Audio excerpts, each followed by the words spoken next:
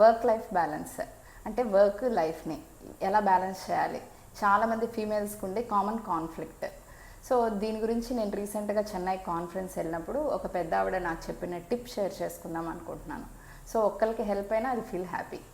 So అందరు చాలామంది conference అయిపోయాక ఆమెను కలిసి ఒకటి అడిగారు అనమాట, మేడం ఎట్లా బ్యాలెన్స్ చేయాలి అంటే కిడ్స్ ఇప్పుడే గ్రోయింగ్ స్టేజ్లో ఉన్నారు, అట్లానే ప్రొఫెషన్ గ్రోయింగ్ స్టేజ్లో ఉంది, ఈ రెండింటిని ఎలా బ్యాలెన్స్ చేయాలి అని. దానికి ఆవిడ 2 వండర్ఫుల్ టిప్స్ చెప్పారు. First thing, proper timings maintenance. అంటే ఫర్ ఎగ్జాంపుల్ వర్క్ అవర్స్ని ఫ్యామిలీ అవర్స్ని రెండింటిని అసలు కలపొద్దు అని చెప్పారు. ఫర్ ఎగ్జాంపుల్ మన టైమింగ్స్ అనేది 9 to 5 ఉన్నాయనుకోండి, స్ట్రిక్ట్గా 9 to 5 వర్క్ గురించి ఆలోచించండి. లేదు 6 to 8 ఈవినింగ్ ఫ్యామిలీ గురించి అని టైమింగ్స్ పెట్టుకున్నారనుకోండి, 6 to 8 కంప్లీట్గా ఫ్యామిలీకి కేటాయించండి. Start saying no. For example మీ ఫ్యామిలీ టైంలో వర్క్ గురించి మాట్లాడినా లేకపోతే వర్క్ గురించి రిలేటెడ్ కాల్స్ కానీ ఏమన్నా వస్తే స్టార్ట్ సేయింగ్ నో.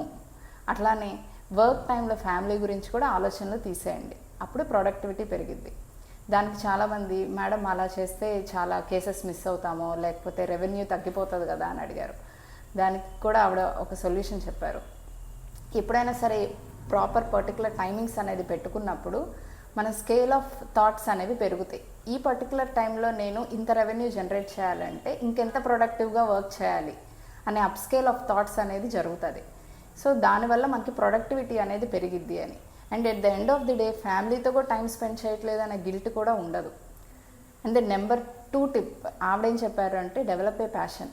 అంటే ఫర్ ఎగ్జాంపుల్ ప్రొఫెషనల్గా నేను డెంటిస్ట్ని, నాకు ఫ్యామిలీ ఉంది, ఈ రెండు కాకుండా ఇంకొకటి ఏదైనా వ్యాపకం పెట్టుకోమన్నారు. ఫర్ ఎగ్జాంపుల్ గార్డెనింగ్ కొంతమందికి ఇంట్రెస్ట్ ఉంటుంది, కొంతమందికి కుకింగ్ ఇంట్రెస్ట్ ఉంటుంది, కొంతమందికి స్పిరిచువల్గా భక్తి గీతాలు లేకపోతే భక్తి మీద ఎక్కువ ఇంట్రెస్ట్ ఉంటుంది.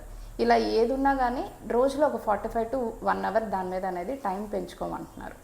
సో ఈ 2 టిప్స్ ఫాలో అవ్వడం వల్ల వర్క్ లైఫ్ బ్యాలెన్స్ అనేది చాలా బాగా చేయొచ్చు అని ఆవిడ చెప్పారు. నేను కూడా ఆ కాన్ఫరెన్స్ నుంచి వచ్చాక స్టార్ట్ చేశాను. నాకు చాలా బాగా అనిపించి షేర్ చేసుకుందామని అనిపించింది.